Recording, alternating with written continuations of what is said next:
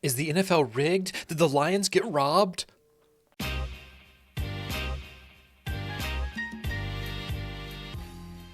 Welcome back to the Green Beans Go channel. It's your host, me, and yes, I know by now you've seen the play, you've seen the controversy. It's all over every social media platform, and you know, we live in the era where everyone has to be involved and share their opinion, so that's why I'm here to give you mine. We are going to go through this play top to bottom and just address kind of what happened and my opinion on the matter, what I think maybe could have gone differently, what could have been done differently, just explore this with some nuance. Now, I am taking this clip from a TikTok account called Elite Takes, so all credit to him for compiling all of this. I am going to mute his part and add my own commentary over it, but I think his videography actually captures the moment and the chain of events well. And before we get into that play, I do want to mention this because a lot of people's argument is the refs are rigging it. There's bias here. The NFL's rigged. They screwed over the Lions. All these allegations towards Brad Allen and his crew, and I'm not saying they did everything correctly, and I'll tell you, they did not do everything correctly because this play that could have ended the game if the Cowboys had gotten a first down, which they did, okay, this play was called back because of tripping on Peyton Hendershot for the Lions, for the Cowboys. But as you can see in this video, all right, the guy who actually does the tripping is Aiden Hutchinson right here, the Lions player. So this is Adam Schefter, okay, one of the biggest NFL reporters. He's coming forward and saying, here's a video reviewed by ESPN showing that the defensive end for the Lions, Aiden Hutchinson, not the Cowboys, should have been the one flagged. So if the refs were really, out to set up the Lions to lose this game for the Lions, if the NFL was really rigged, they would have probably just handled it right here. But the refs did not end the game there for the Cowboys. Instead, the Cowboys would go on to punt. Jared Goff, with less than a minute to go, would lead the Lions down to score a touchdown, and that would put them down 1 point. A field goal, or an extra point, would tie the game, send it to overtime. But they elect to go for 2 here, and that is what we will watch. Why did they go for 2? Potentially, they already are in the playoffs. Cowboys are already in the playoffs. It was just for a shot at the 1 seed. They win this. I believe they kicked Dallas out of a shot for a 1 seed, and they have a chance to earn the NFC 1 seed. So there were some implications in this, and so that is why I believe they went for 2. So we'll watch the play. This was the 2-point conversion that would have, quote-unquote, won the game. You see Goff, play action, throws it backside to Eric Decker, not Eric Decker, that is a wide receiver, to Taylor Decker, who scores. They celebrate. Okay, they have won the game, but they call illegal touching on the offense, number 68. In other words, a lineman illegally touched the ball. Now, we'll redo the try. So Dan Campbell throws this massive fit because in his understanding, the guy who caught the ball, 68, actually reported as an eligible receiver and was able to touch the ball, which was not the case according to the refs. So he's given them all kinds of heat. They actually go through and say that number 70 had reported during the game a couple of times. He lined up in the tackle position. So number 68, who was going to touch the pass, did not report. Okay, that was what Brad Allen says. He claimed that 68 did not report at all. Here's the deal. We will likely never know. And this is what's so frustrating about this. We can sit here on our couches and we can sit here and say, well, it looks like 68's reporting. Well, it looks like 70's reporting. Well, it looks like a lot of things. So we have to trust them. Now, is Brad Allen just blowing smoke, covering his butt, and saying that he didn't report?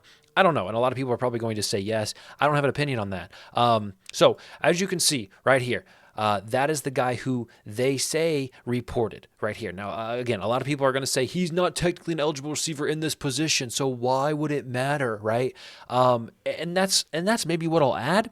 It matters because over the PA, and this has been confirmed, there are clips out, they did say over the loudspeaker that 70 is eligible. And you can see this guy even pointing to him, right? And I'm not saying that that's why he's pointing to him, but it's not the Cowboys' responsibility to fact check what the refs tell them. All right, the Cowboys should not have to be in a position where they say, wait, 70's reported as eligible, but he's lined up ineligible, so we should just ignore it and maybe look for the mystery guy who is actually eligible that didn't actually get announced over the loudspeaker. Like, there's too much on these defenders' plate to make that a realistic argument in this situation. So 68, again, was the guy reported as eligible, but nobody seems to be paying attention to him. Nobody cares about him in this moment. So this was before the play. You see Goff pointing to Taylor Decker, okay, and saying to him potentially, hey, go over there and report as eligible. That's what we can assume happened. Dan Campbell in his post-game interview is kind of echoing the same thing, that he explained that this was a play pregame, that he explained 68 would be eligible. It didn't end up happening. Okay, so here is another view of the pre-snap two-point conversion. And this is what people are talking about, and this is where it gets a little sketch, in my opinion, because we can't hear anything. So Decker and another offensive lineman are walking over to Brad Allen, the head ref, to potentially report as eligible. The Lions are doing this as in sending three guys in attempts to confuse. Now, why does it matter if they're confusing if they're just going to announce it? I don't exactly know. They're going to report who's eligible, so it doesn't matter how many people walk over there, which is why I don't know why Decker did not just walk over there by himself and report as eligible, because you're going to see Allen go immediately tell the defense who is the eligible receiver. So I don't understand that argument. If I'm missing something, please let me know. I just don't think that strategy is really a huge gain for the Lions when they're just going to announce it in a second anyway. So why 70 runs over to this situation is beyond bizarre to me, because the guys, the huddle is over here. So why does he not just run over to the huddle? Why does he run over to these guys who are reporting if he doesn't need to report? And you see Brad Allen in this video is not the most clear, but he's pointing at 70 here. And people are going to say, well, he's looking at 68 and he's nodding. You can't tell with his helmet. He does nod, and I don't know who he nods at. Like, you could make the argument he's looking at 68 and he's nodding at 68. That's fine. I could also make the argument that he's pointing at 70 coming and he's acknowledging that 70 is coming as he moves his head and comes past 68. We don't know. Too much mystery in this, and I know a lot of people are going to argue it's 68. That's fine, but I see that there is an argument that could be made for 70. The point is, the bottom line is, if 70 is not the eligible receiver, I don't see why he runs over here, unless he's trying to just pose a decoy that is then going to be turned around and exposed 3 seconds later. I don't know. That's the most confusing part to me. So he points at 70. Like I said, and he acknowledges 70's coming onto the field. I don't know anything more. I don't know what his thought process is. I don't know what he's saying. And again, you see him look over past 68, but he still kind of glances back at 70. That's what's so bizarre to me. Again, that is where all of this hinges upon. Now, Cowboys cornerback Jordan Lewis confirmed to the defense that Dan Skipper was the eligible receiver on the two-point play.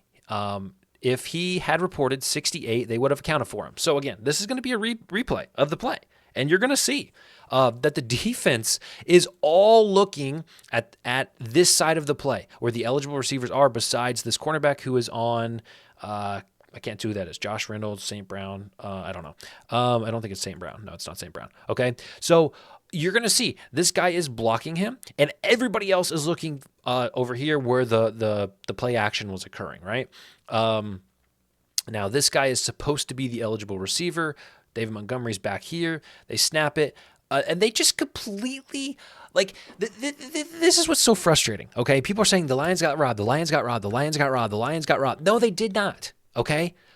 This was a misunderstanding. This was unfortunate, and the Lions certainly didn't get a benefit of any doubt. But this play would not have succeeded in the fashion that it did, and I'm not even saying that it wouldn't have succeeded, in the fashion that it did, if 68 was announced as reported as eligible. So if 68 slips out the backside here, in the real play, I would imagine the Cowboys would have that covered. Okay, and people are going to argue, well, there's two guys on him. No, these guys were not on him. They were not. They accounted for him as soon as the ball was released for Goff's hand. They turn around and they realize somebody's behind him, an offensive lineman who was not reporting eligible according to what they knew. Okay, but I would argue that one of these guys, had he reported as eligible, one of these guys would have picked him up, okay, and would have been in position. He wouldn't have been that wide open. That is my argument. So to say that the Lions got screwed, I think, is a little bit of a false positive. You're equating the fact that they ended up scoring this with the fact that it didn't count. Well, it wouldn't have gone this way had he been accounted for. I would also argue that